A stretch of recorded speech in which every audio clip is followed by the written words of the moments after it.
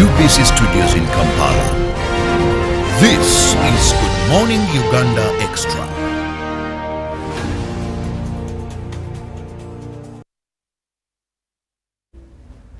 A lovely morning to you, and thank you so much for being with us on UBC TV from exactly 6:30 when the one and only Najuma Olivia opened up this station with us till now. We say thank you so much for being part of UBC TV. This is Robert Chirabo Nyonyutono. That is in case you have just joined, because we are always here from 6:30. And what do we do best is to ensure that you start your day very informed of what is happening locally and internationally. So that's what we do every weekday. But also we create some laughter, because sometimes the nights could be very dark, very hard, and starting the morning, recently we say we give you the vibe to see you throughout the day. It is Good Morning Uganda Extra, an extension of Good Morning Uganda. And this morning we are going to be discussing something that usually comes in various social and mainstream media, that is rights of inmates in Uganda prisons. Now, many times someone comes up and narrates what they have gone through while in one of our prisons in this country. And the truth is, these stories, most of the times, they're heartbreaking. Most of the time, some are annoying. You get very emotional listening to what they have gone through. No wonder one person once said in Uganda, meaning that he who wishes you to go in prison wishes you to go to the grave. So joining me on set, I have the mouthpiece of Uganda Prison Service, that is Frank Baine. Good morning and welcome. Good morning, viewers. Good morning, Chirabo. I'm glad once again to be here to discuss matters concerning prisons. And by this morning, we have 78,101 prisoners. They are in 269 prison units, and they are being managed by 14,121 staff, grouped. These prisons are grouped in 19 regions, and the situation is normal. To begin with, you've given us the statistics. One of the first violations of human rights, and the stories we get, is the congestion that people in prisons, you've failed to ensure that there is enough space for people. They talk of how they never sleep. One is thank you very much, Chirabo. So since you began with the statistics, why is it that even in the modern day, you have a capacity of about maybe 21,000.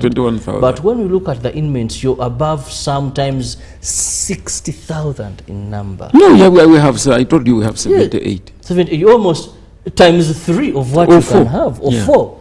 What a violation of human rights. Well, I don't think it's a failure. And if it is a failure, who has failed? Prisons does not determine how many prisoners we must have, because we are at the end of the justice. So if the population and the community has failed to tame the children, they have failed on parenting, the law enforcing agents will do their part. The police will arrest, the DPP will sanction, the court will send these people to what? To prison. So when people have been sent to prison, you cannot come up and say prison has failed to manage the population. The population must be determined by the community on how we live. Yes, it's not that we are seated down. I must tell you that the infrastructure development of prisons grows at the rate of 2% per annum. That's very little. But unfortunately, the prisoners' population is growing at 8% per annum. They don't match at all. And when you are looking at the congestion, I always want to give it the bigger perspective, that if you go to the National Referral Hospital, Murago, what used to be the veranda, people are sleeping. What used to be corridors, people are sleeping. What does it tell you? It tells you that our economy is not able to match the population growth and the dynamics that come in. That's why from Mukono to Kampala here used to take about 15-20 minutes. Yes. But now you take 5 hours because of the jam. The roads cannot sustain us. Thanks be to God that in education, when me I was at the university, there was only one university in Uganda. Only one. Now there are about 100 universities, but there are still very many children who don't get chances to go to the what? To the university. So when we're addressing the congestion, we have to be a little bit broad. And that's why you see that while in other areas privatization works, some of these areas where it is a bit tight to privatize, you can imagine if we had insisted to keep only government schools, how many children would not access education? So if you transform that into what happens in a prison, that since we don't have private practitioners who have prisons also to accommodate these numbers, then government maybe pays them.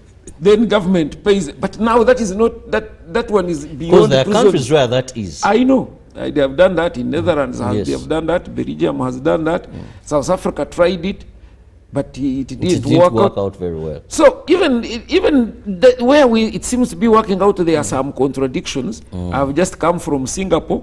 They attempted it and abandoned it. Now they decided to create what they call halfway homes, where it is the government funding, but outside people are managing. So, and that's why when we talk about congestion, yes, we have to go back to revisit many things. That's why recently the activists are saying, no, why don't we say all these minor offenses should be subjected to community service? Yes. But community service has its conditionalities. In towns, One has to apply. The local leaders must accept. yes. And it is assumed that the person must accept guilt. Say, yes, I did it. But if you are going to, somebody say, I didn't do it, but convict him, then that means you have not convicted him with his own willingness. Therefore, he may not do what you are telling him to do unless he's in what? Confinement. So, we need to be a little bit dynamic. That's why there was a school of thought that we need to be expanding on like this motto put, that, you know, we should be involved, because like our system has a bit challenge that we use the government and then the government and the culprit. And actually the victim is not normally involved. He only comes in as a witness, and that's it. Yes. For example, if Chirabo defiled my daughter and we go to court, yes, court will come up and sentence Chirabo 20 years. So, but what about me? I have a daughter who has jumped out of school. The daughter has a kid who needs to be attended to. What is my take? And by the way, that is one of the problems that seems to be increasing the numbers of people in prison. That is our justice system complete when it does not put into consideration the victim. Yes, the consideration of the victim is punishing the culprit, but is punishment alone enough? So we have to go beyond that. On congestion, you had proposed a swap deal for Ruzira, maximum prison. Then I remember there's some property you had, I think it was a successful swap deal, where yes, we may not have private people into... We actually Nakasongola was a swap deal. We had a property here at Nabugabo, what used to be known as Kampala Remand Prison. Yes. When they moved from Entebbe. When Upper was here at Nakasero, and then Remand was downtown, when of course, you know, Upper, the maximum went to Rosira, then this one here remained. It used to be our archives. And eventually, now an investor picked interest. So when we created, when the Varua, it was viable that we get a place, 100 acres. He builds a prison for about 1,500 prisoners, and he gives us the keys. And that's what he did, and that's why we have a very powerful prison in Nakasongora. Then Ruzira, how But far for have we gone? Ruzira, it's not us. Mm. Ruzira is a presidential directive to create some investment and then do that. But still, now that is beyond us because it is at a cabinet level and the parliament level. But the last time I think I saw the debate in the parliament, the members of parliament didn't seem to be buying in that suggestion. And the conclusion of it, I don't know. Okay. Now, we began with looking at the congestion in prisons, but there is something that when a person is arrested, where also many people, apart from the congestion in prisons, the discomfort you get in sleeping and all that, another area where they look at top human rights violation is the search that happens when someone enters any gate of any prison in this country. One prominent person, if you've heard, is Eddie Mutwe, one of the Noop people and the security entries of Bobby Wine. When he mentions what he went through in prison, that they were searching him, and many have said, Afande, it seems there's so much violation in your search process as prisons to people. Chiraba and dear viewers. Why strip people naked? Chiraba and dear viewers, you see, this world we are in, it's not an opaque world. There is a difference between a private home and an institution learning. There are certain things which are a must. If you don't want your child to put on uniform, you don't take this child to school. And if you take your child to a particular school, you're not going to say, I have taken this child to Kisubi, but me, I love the uniform of Namiryango. So my son, I have paid all your school fees, my son will put on the uniform of Namiryango in where? In Kisubi. What I'm trying to tell you that every right has an obligation. And every institution has what we call operational procedure. Government has what they call government standing orders. Public service standing orders, prison standing orders, and when they tell you this is an institution, it has the way it does its things. The way we do our work in prisons is not the way you do things at UBC. No doubt about that. That's why when you're at UBC, having a camera, having a phone is okay. But when you go to the prison, a camera, a phone, those are things we don't believe in. Now, search of prisoners is a global condition for any entrant into the prison. Why? Where you are coming from, we don't know. What is on you, we don't know. But we know it is possible. By the way, they have not picked you from the church or the mosque. They have not picked you for being a very good person. They have brought you because of the question mark on your personality, on your conduct to society. This is a correction of people who have question marks, who have come to be realigned. It is like you are going to say, my car is beautiful. Even if it has a fault, when you take it to the garage, you must not remove the tires. Now, if the bearing is the one which is broken, how will you know? So, searching is for three factors. One is security. We must make sure you don't enter prison with a prohibited article, which are injurious to the staff, injurious to the fellow inmate, or even injurious to the person who has gone with it. People commit suicide. Then, two, hygiene. We have to ensure that this person is in the state we need. Then, three, to counter the accusations. By the way, that's why you hear they will run around in this media because you know you people, you take things for the gospel truth. I keep amusing people that when they are outside terrorizing people, everybody is crying. But the moment they cross and become prisoners, then it is the prison officers who are monsters. The other ones turn into angels. They are the angels, they are the vulnerable. But when they are outside terrorizing people, everybody is crying. So, but being an inmate now you wait. does Let not me finish. negate me of my human rights. No. Let me tell you. Because we know some people will want to take advantage of the situation. If you come with a mark, maybe you stole and they beat you a year ago, you have come with a mark at the back.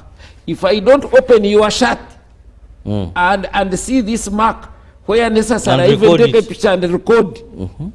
You are going to wait for a human rights activist coming and the advocate coming in. You say, here, I am about to die. You see what these people have done to my back. Now, if they say, is it true? There is no way I can say it's not true if I don't have evidence. So, because I need to provide evidence, if you accuse me wrong, you must strip naked. I must check the marks on your body. I must enter them on record. And that's why I'm telling you that they will be here, they will be everywhere, they will talk about those things, they torture, they what, but there is nobody who will go to court. And even if they went to court, it will not be prisons which will have tortured, because those who have attempted to torture the prisons officers have been dealt with according to the law. Because you know torture. One of the things you do, even you don't be simplistic. Torture is a law. It's an act of law. It's a prosecutable case. You don't need to negotiate it in the media. You don't need to lament about it. If you have facts, you are tortured. If you whether psychologically or physically, you are supposed to walk to court and sue whoever you think is responsible. Stripping a person completely naked, yes, that is psychological torture. You check the mouth, then someone maybe can conceal something. I'm told unless when this person is naked, you even go and check the behind where there is a possibility and try to shift the something. Do you know how many contrabands we have got from there? Actually, they call it the boot. You open someone's... Yeah, it is called the boot. When you are carrying things in your vehicle, where do you carry them? In the boot. So the human boot is that one. So if you check and you don't check the boot, then you have not checked. And that's why those who think that is not acceptable should go to Parliament and enact the law. So what you're doing is legally? Absolutely. It is in the standing order. Let's check that. You want to check? That's why I have come with this. Dimension, what is describing how you should do this search. Of course, this is the act. The other one is in the standing orders. Okay, section 62 talks of search of prisoners on admission to custody. You see, these things are here.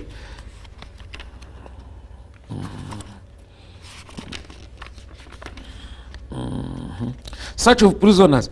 Every prisoner shall, on admission to a prison, and subsequently at such a times as the officer in charge may determine, be searched, and all prohibited articles removed from his or her possession.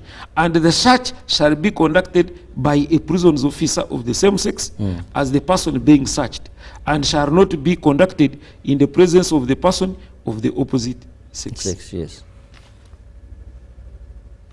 Now, if the law has said such, when you say, teacher, go to class, the teacher shall teach. Do you go ahead and say, teacher, you don't hold chalk, you use a marker? Now you don't go into operation. Then the cutting off of hair completely. Now, the cutting of hair is even, I think it is in the regulation or even here. But the cutting of hair, as I told you, you are the one telling us about congestion. And normally the people who have made a lot of noise are these who put on these so-called dreadlocks. You know how often they wash them. Even, by the way, sometimes they are ashamed of their hair, that they are always putting hoods on the hair. If you know you are doing something very beautiful on your head, why do you hide it? The rasters. Now, here you are supposed to, if you are alone, It's like nakedness. If I'm in my house, I can walk naked, it's okay, it's my house. But if you walk naked on the street, they will arrest public you. nuisance. The other day, I saw people being arrested for being what? Naked. But it was their right to be naked. Because nobody was buying them clothes. If they don't want to buy clothes and walk naked, they should. But your enjoyment of your rights and freedoms should not be an inconvenience to your immediate neighbor. So, if you are saying there is limited soap, if you are saying there is limited water, if you are saying there is congestion, when this hair of yours starts smelling for the whole world, why do you want to punish everybody? But if you knew you don't want to be tampered with, why do you tamper with the law? But remember, these apply to convicts and those on remand. You see, not everyone in prisons. No. As long as you cross the gate and you are a prisoner, you are under the management of the prisons. The decision on what happens and what is done is by the officer in charge. You don't come in to determine. I have my daughter in Namagunga. There are certain things which you do in other schools, but you know to do them in Namagunga. And I still remember, I think there is some time back, is when the first daughter was in Namagunga and she tried to do things which Sister Kefas didn't agree with. The decision had to be made to remove her. But not to bend the school rules and regulations. So when you come to prison, the prison culture, rules and regulations are clear. And that's why we never invite anybody, but we will welcome whoever comes. Well, and in a big picture, you see, while you are the individual looks at himself as an individual, for us we are looking at 78,000 people in a space of 21,000 people. How do you manage? How do you maintain health? How do you maintain hygiene? How do you keep order? How do you do rigorous discipline? Now, that said, we've looked at our view of the search when you enter prisons. We've looked at the congestion in prisons. But let's also look at the labor prisoners are subjected to. One former inmate told me that... But before you go that far, the Bible says, man shall eat from the sweat. Yes. It feels very bad to me that the majority of the people we have is because they want finished things without working for it. When these people come and we are trying to show them that, you see, yes, you can live a better life, but you must work for it. Then my brother Charabo says, why do you make them work? What time do you come here? Supposed to be here by 5. What time do you go back home? Close of day's business around 8. What crime have you committed? Nothing.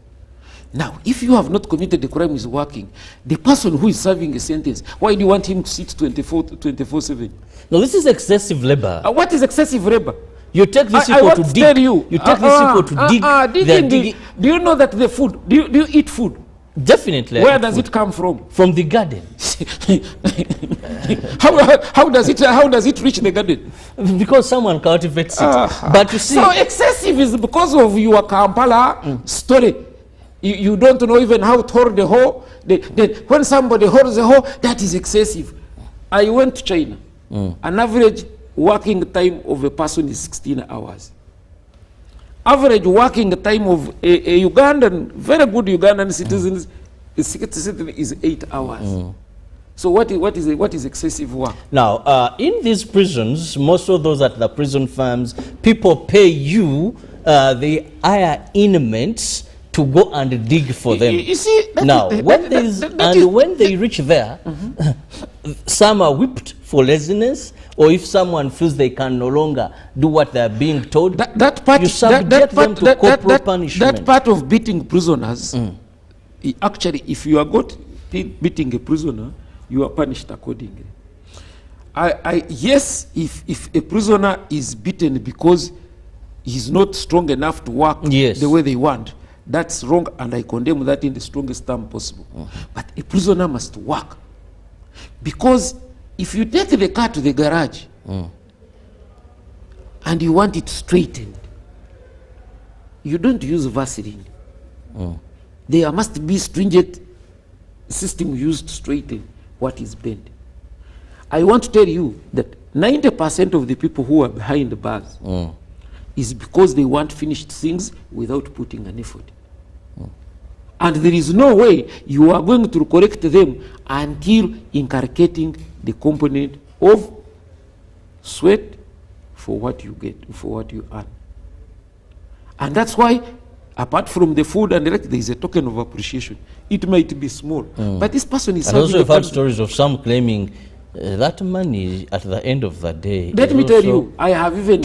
I personally, when I was OC, a woman came to collect this money to go and buy books for the children to go back to school. Two, a person who is in his normal life becomes very hard that you are going to sit, all you can do is sit and eat and sleep. I don't think that is possible. You are even, I see you covering these things. We know that these Chinese you see here working on roads and the like, these are prisoners back home. Yes. So, but work, man and work are inseparable. The only problem is that you see we look at things Nature from a of point. work. You see, work can be violative of one's rights. That's why when you put beatings, I agree. But real work, time of work. First of all, these people, they start at around 8, and by 4, they close with the intervals of break and lunch, you know. So I think we should not look at work from these few things that come up, maybe the beating of pushing, but let's look at the essence of work. If a person is in prison for trying to want to benefit without putting effort to work, what would be the best way to help this person to understand? It is to subject this person to work. Well, still looking at some of the human rights violation in prisons, and Frank is here telling us that the work they subject prisoners to, inmates to, after you pay, leave alone those on prison farms, there is also another story, but where you hire, you go to prisons, you pay, they look at how big the work is, how many prisoners are needed to do that, then they will be brought and they will put an entire acre in 5 seconds, in 5 minutes it's done. And they are going to do other business. Under the section of rights of prisoners, in the Prisons Act, this is section 57, subsection E. It says, okay, subject to the Constitution and this Act, a prisoner is entitled to the following. Among others is to undertake meaningful remunerated employment. So, prisoners being employed to do work is an act of law. Actually, we should be charged if we don't subject these people to work. Some of these things, prison is reforming. Some of these were colonial. No. This is an act of 2006. 2006. Yes. This can't be colonial. And I don't know, why do you want to be an advocate of laziness? No, I'm not an advocate of laziness. Yes. But I'm an advocate of work that subjects people to human rights violation. When they are talking of these people who are doing this PDM, what type of work are they doing? Is it white-collar job like yours?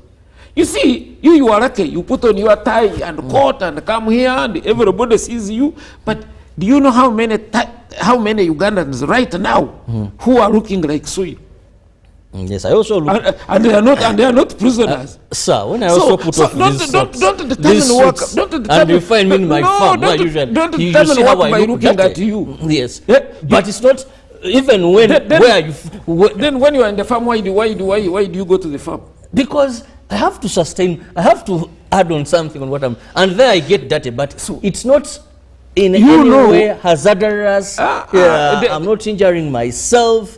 Not being right now. Battered. Right now, if I go down to the public toilets, is there any Ugandan there seated next to that smelling part? Yes, there is. Is it hazardous or not? It is. But isn't somebody doing it? There is. What you call hazardous, it is somebody's livelihood. So please, when you are staying in Nakaseru, don't create the standards for Kisenyi to assume that Kisenyi will be Nakaseru. Those are different areas of operation. So, and that's why I'm telling you, prisoners who don't want to work, please don't come. Nyerere was the best man for me. He used to say, if a visitor visits you for 2 days, the third day give him a home. Do you know the implication? There is nothing for nothing. You can't eat for nothing. Must be a quid pro quo. Now that you've reminded me of that, it's Nyerere. Also, once our Prime Minister or Vice President, the late Paul Muwanga, once said, when he was told that, look, prisoners don't have blankets. He said, but a prison is not a hotel. Now, when he reached there, he asked for a mattress. So when we are talking about these things of so you have even gone far. When they are appropriating budget, we always don't get more than 45% of what we want to do.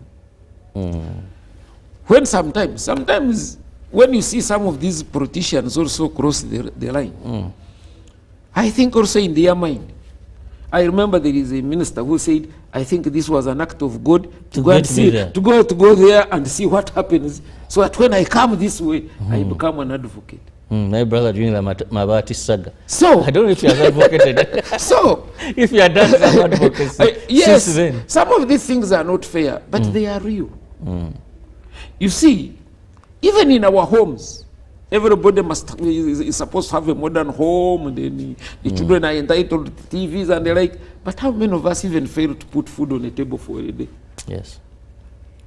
So the ideal world and the real world are very different. But human rights. And that's why you find they are rights. The human rights in courts, the advocates of the human rights always have a political connotation, because they are looking at what to give them clout. Now you've talked of food, that sometimes when people fail. Why has Uganda Prison Services over the years, despite complaints, because prisons don't lack food, because you actually grow a lot of food, why are you rigid and continuously have remained feeding inmates on maize bran? No. That is now, you see, that's the biggest problem of your mind. That is now, you see, no taste. No. You are blinded. You are blinded by some get even the infections in the intestines because of the nature of posho you're giving them. There is one thing which we do. Food is a right. No. Bad food, I can't eat. Listen. When you talk about food, you talk about the quantity, yes, and then the quality in terms of nutrients and how balanced it is. The posho we use, we don't remove the cover. If you have animals, chicken, cows, pigs, you see that thing which they call maize bran, which they feed those animals. Science tells you that is the most nutritious component on maize.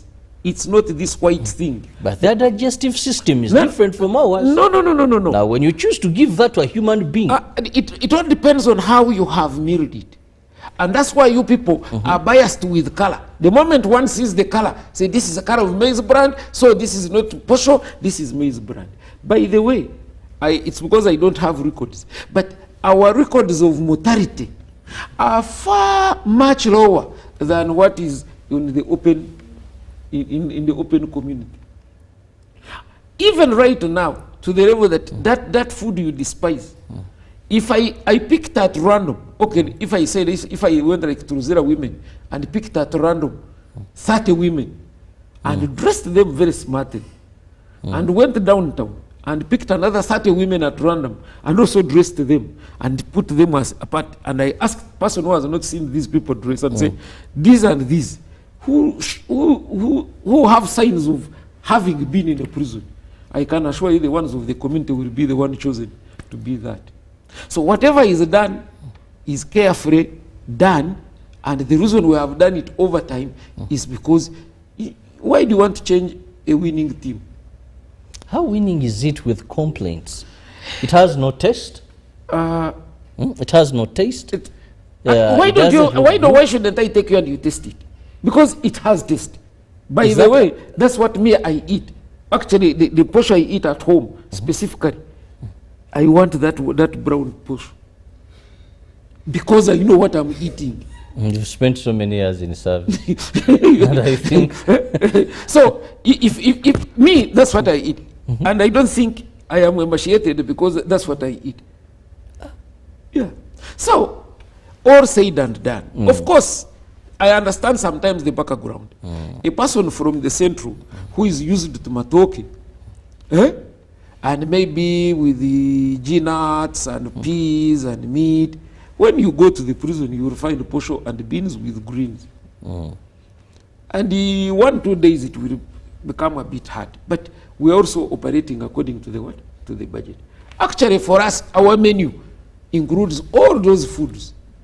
But when you reach the other side, those who appropriate the money, they said, on food we can only give you this percentage.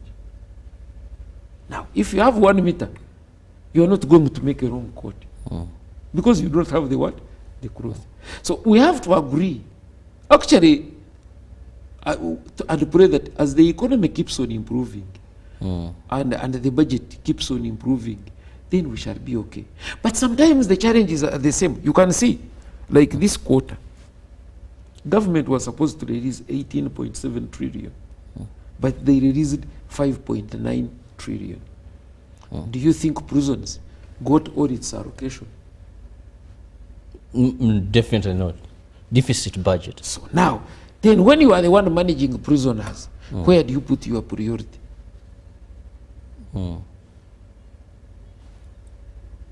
Now, when you adjust your priorities, does it mean you have willing free tried to mistreat these people with you? I remember there was a hangover in 1982 where sometimes my mother would boil water just to give us hope that there is food when she was sure there is no what? There is no food. So sometimes we need to go back. How do we boost our economy to have all institutions? Forget about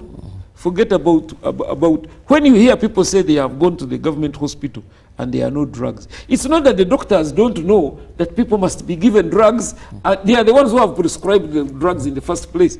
So they are supposed to give them drugs. But if the economy is not able to put the drugs in the hospitals, can the doctors put the drugs in the hospitals? Definitely they can. But can you blame the doctors? Then you can't blame the doctor. But can you blame government? Because government is also fed by the what? By the people. Now, looking at health, yes, you've justified the reason for the nature of posho that is being given.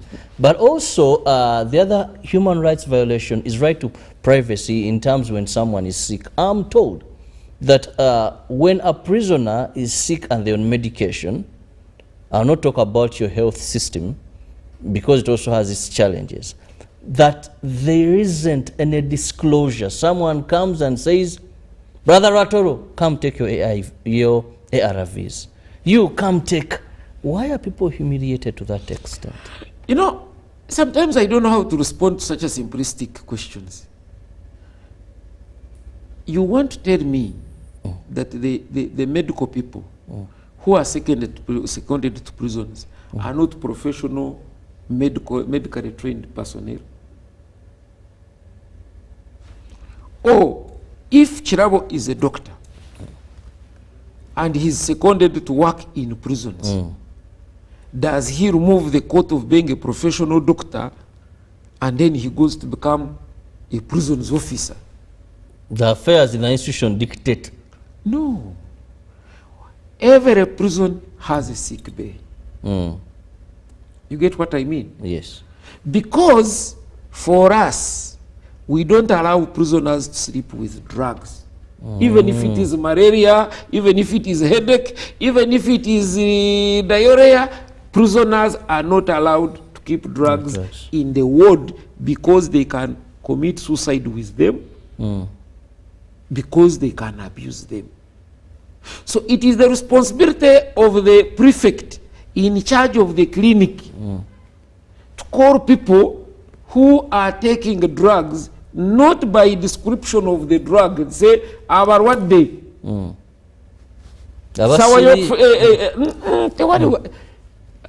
basiri our Okay, you what day? continue, yes. Sawa yeno, abasawo baze, sawa ya dagala. If it is headache, whether it is what, they all move. Now, some people don't want to take medicine. They hide. So, when they check the register, Baine has dodged. Chirabo is not seen. So, now the prefect runs around. Baine, come for your drugs. Now, but drugs, what does the word drugs mean? It doesn't mean that drugs, but in the mindset of those who want to exaggerate, they know if they tell you, they call people to come and take HIV drugs. They have taken away the people's privacy. That is a very big lie. Do you know that even like our hospital in Ruzira attends to more community people than even us? Then why do you keep inmates and only refer them when they are next to their death? No. You see, there are certain stages of treatment. Not even these hospitals I have seen here. You can be in IHK, but you reach a point where IHK cannot handle you. That's why you normally see these ambulances doing wee from one hospital to what? To another. Still, that is professional. A medical person treats a patient to a level when he says that I think at this level I cannot manage, and that's why they call it referral. I know you are trying to say when the Segrinyas were there that you know you have kept them, you don't want them to go to hospital. But you even lost a foreigner you kept there. The foreigner, that man, was it Gaze? I remember that German. That man was terminally sick even before they arrested him. And when he stayed with us, he was in hospital, Masaka, Cancer Institute, until they said, for us, we have nowhere to keep this man. Took him. Unfortunately, the day they gave him a bail, because they didn't finish the paperwork, that's the night he died. But it is not that within your custody. Yeah, but it's not that we had not done our part. Because this person for more than 6 months had been undergoing treatment. Time seems to be flying very fast. Now, so the referral is determined by still the people on the ground. And you see, a number of times, there must be specific reasons why. Actually, you find that most of the hospitals in this country, especially government hospitals, you will find there people in here. Yes, I've seen many. Now, but when a person is of a certain category, who cannot be easily managed in an open hospital, then he has to come to Makshon Bay. So that he is given the right security while he gets what? The right treatment. And even now, if you go to Murago right now, you will find our people there undergoing treatment. So, but it's not that every sickness must be referred. No.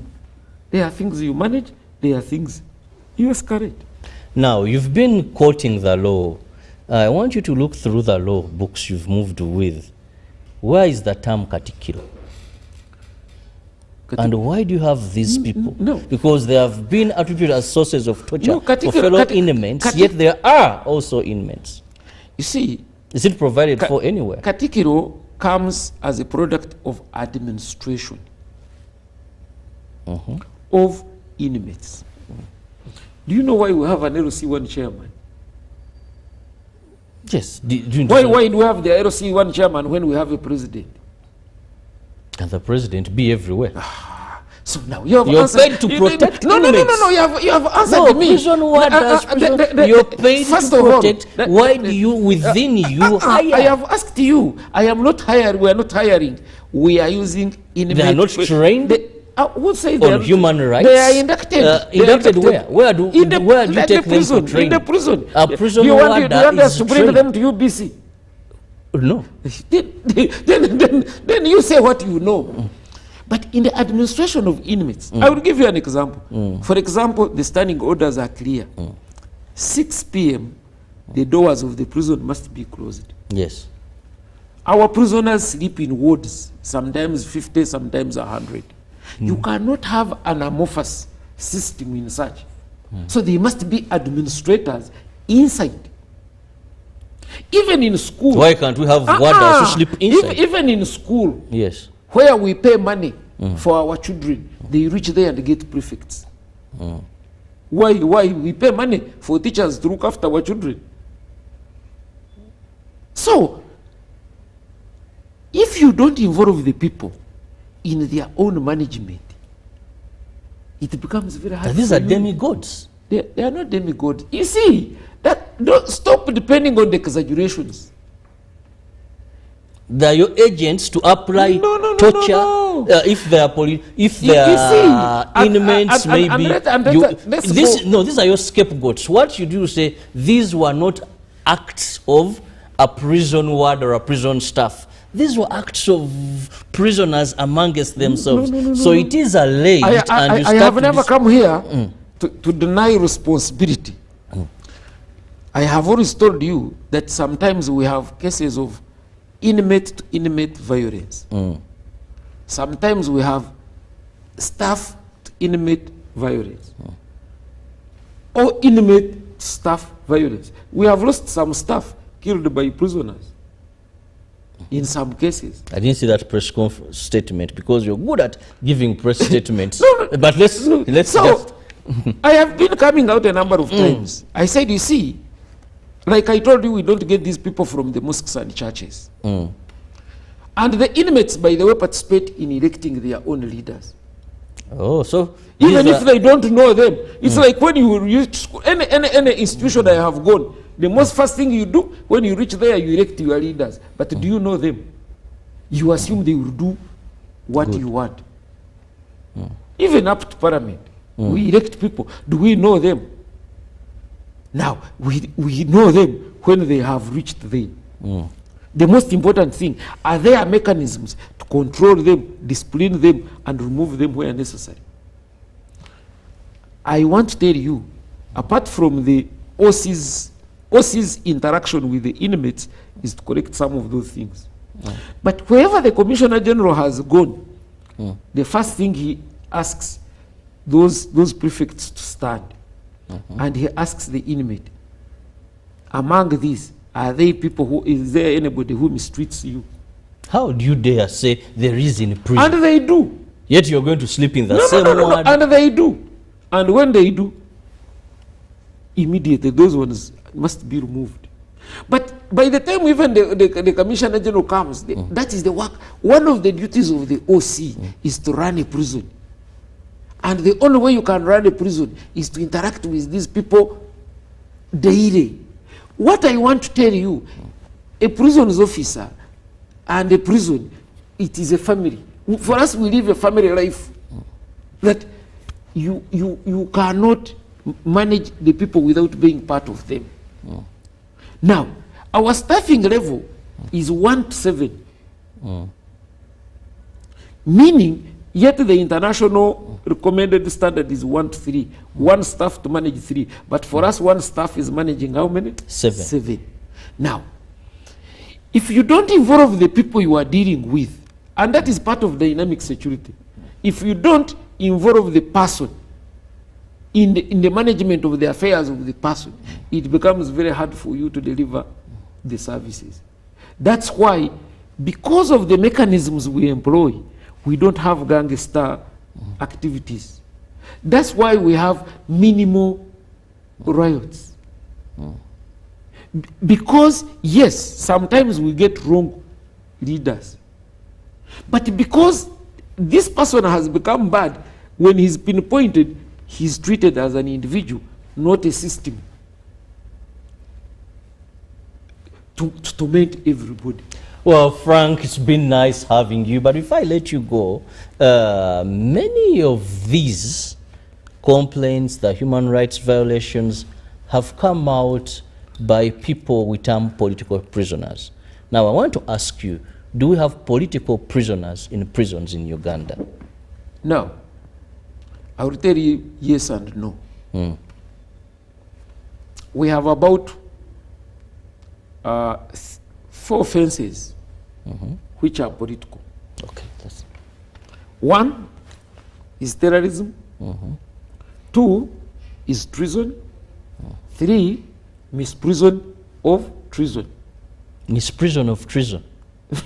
Yes. You can you check the penal code. Okay. And then abetting treason.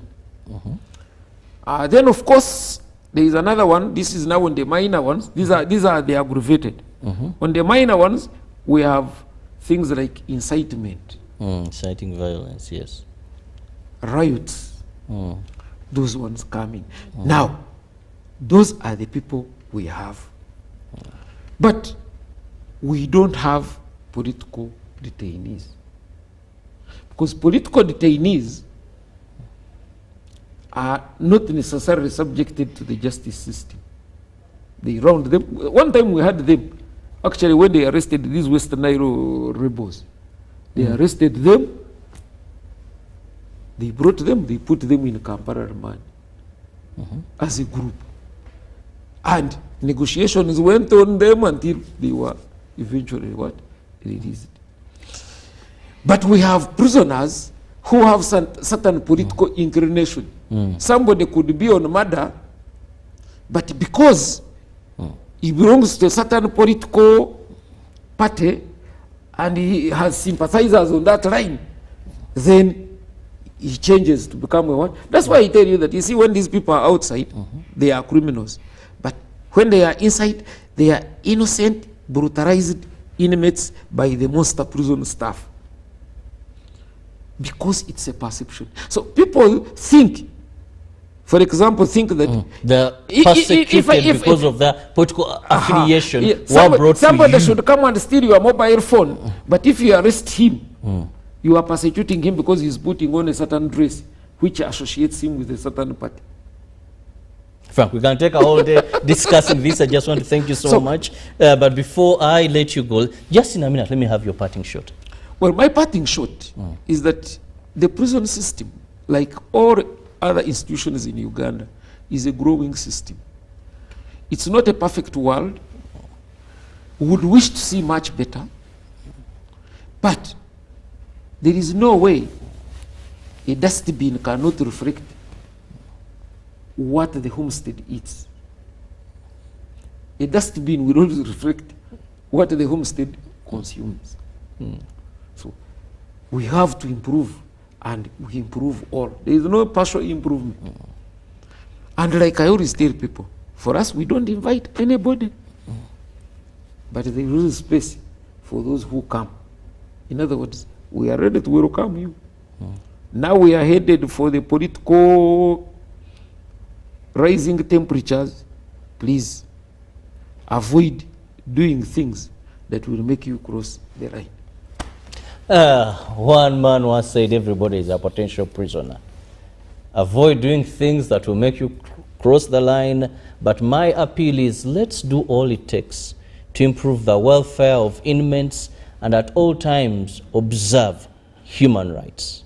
Because you never know when fate may come your way. But above all, be a law-abiding citizen and not go to the University of Understanding. Have a lovely day. See you tomorrow, God willing, for God and my country.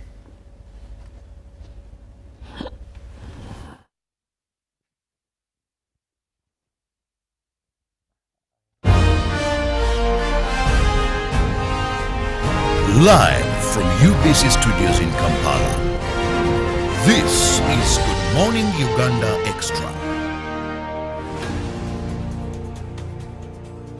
Pick of the day on UBC. He expected me to die like within the first 2 years. Out of the blue, the child will get pains, especially in the wrists. And this happens commonly when children are starting to walk. Was brought to you by can now get all the Chibuzi out with MTN voice bundles. Call all networks. Kubei Dondoro. Buy a 25-minute voice bundle for only 1,000 or buy any daily voice bundle of your choice. Dial *100*21# and select daily or use the My MTN app. When we talk together, we are unstoppable.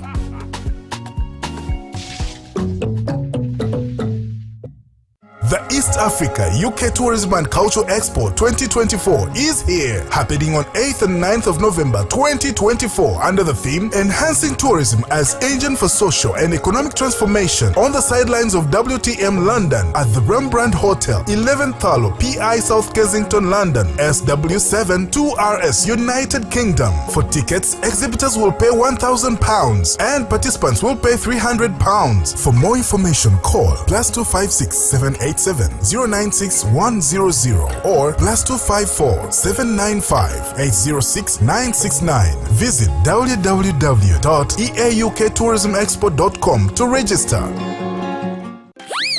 Hey kids, we're going to count today. 1, 2, 3, 4, 5. Enjoy 5 ways to love your baby, smoothen and protect your baby's skin with 5 new gentle formulations. Original to nurture your baby, aloe vera to protect your boo-boo skin, cocoa butter to comfort your pinkly, mild scent to soothe your little one, and avocado to soften your buju skin. Available in all supermarkets, retail shops, and cosmetics shops near you. Move it, baby jelly. All day confidence. Expected me to die like within the first 2 years. Out of the blue, the child will get pains, especially in the wrists. And this happens commonly when children are starting to walk. Was brought to you by I'll call you every day, yeah, yo, baby, don't know. You can now get all the Chibuzi out with MTN voice bundles. Call all networks. Kubei Dondoro. Buy a 25-minute voice bundle for only 1,000 or buy any daily voice bundle of your choice. Dial *100*21# and select daily or use the My MTN app. When we talk together, we are unstoppable.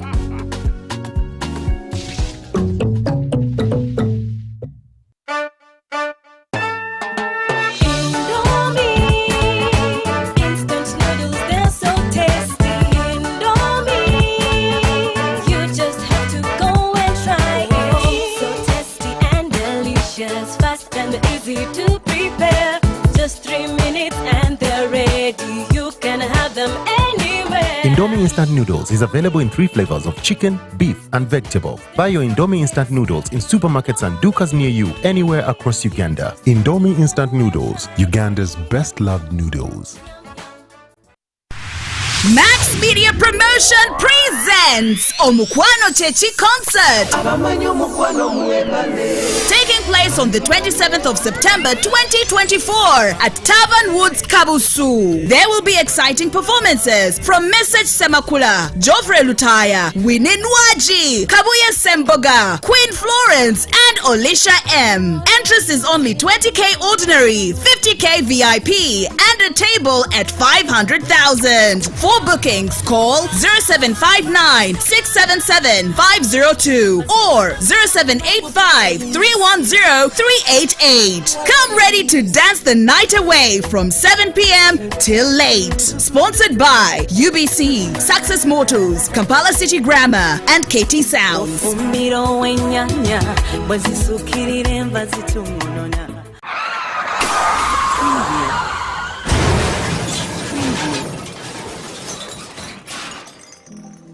Shocking statistics on road crashes in Uganda show that there were over 23,608 road accidents in a single year, 2023. This highlights an increase of 16% compared to the previous year. The Uganda Traffic and Road Safety Report of 2023 also shows that there were 24,728 casualties from road crashes, with 4,806 people dead, 16,736 seriously injured, and 3,186 escaping with minor injuries. The rampant increase in the number of road crashes and casualties in Uganda is seriously alarming. According to Uganda Police Traffic Report, 80% of road crashes in Uganda are as a result of overspeeding, reckless driving, and violation of traffic rules and regulations. Your life and that of other road users matters. Every life taken or injured in a road crash is an emotional loss to a family, resource loss to a business, development contribution loss to a community, and a socio-economic loss to the nation. Join hands together to reduce and, if possible, eliminate road crashes from our roads by avoiding reckless driving, obeying traffic signs and rules, and maintaining public safety intelligence to keep ourselves, passengers and other road users safe at every time. Remember, drive safe today to live again tomorrow. Tofira kukubo.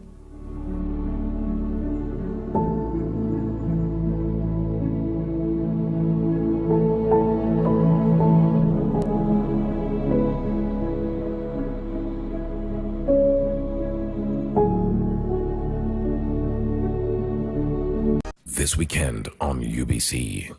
Many of you are in conflict. That celebration is uncalled for. How are you going to resolve this conflict? If you're going to resolve the conflict, it begins by you having peace. You can't have peace by changing the external. Peace begins with inside. You make peace with God, and then you can have peace. When you have peace in yourself, you can release peace on the outside. When you don't have peace in yourself and you have strife and conflict, you will release it on the outside. But how do I get peace in myself? It begins with my relationship with the owner of marriage, that is Christ. I submit to him. I do what he wants me to do. I pursue that. And when I do that, guess what happens? As I do that, my whole life is changed. I receive peace. When that is done, remember, you're equal. Because conflict will always begin by the man believing or the woman believing, I am greater than you. When you believe I am greater than you, we are not equal, then you'll always try to put me down. When you try to put me down, I will push back. And in pushing back, that is the conflict. Because all of us are created in the image of God, male and female, in the image of God. But now we're in conflict because I think I'm better than you, and you think you're better than me. Marriage is easy. Ignorance is hard. This weekend on UBC.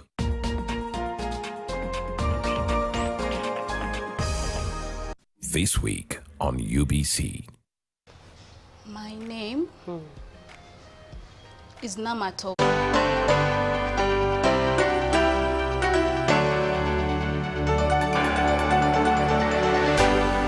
UBC, inspiring Uganda. Good evening and welcome to Behind the Headlines. My name is Timothy Nyangweso. Tonight we focus on if Uganda can have a non-violent and non-abusive election, especially looking at 2026. Can we have a difficult, hard conversation on what kind of Uganda we all want? Or can the reforms suggested by Chairman Mao be the solution or the litmus test to get us to blue-black, or it's a pie in the sky, or an experiment that is just about to be botched? That's the conversation we have tonight about the reforms there that have been proposed, especially looking at the future of this country. That's the conversation tonight, so let me introduce the panel so that we can get into that conversation. On my immediate left, Dr. Sarah Berete, the Executive Director for the Center for Constitutional Governance. She's here with us. Good evening, ma'am. Good evening, Timothy and viewers and fellow panelists. Glad to be back. Thank you for coming back, and I hope this conversation will be very interesting since I have you and the person that I'll introduce last. Next to Dr. Sarah is Honorable Lydia Wanyoto, the leader of the Women's League at the National Resistance Movement and a member of SEC. Good evening, ma'am. Good evening, our listeners and viewers, and thank you for inviting me. Thank you for gracing us.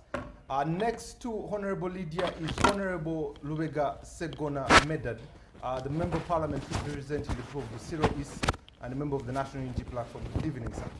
Good evening.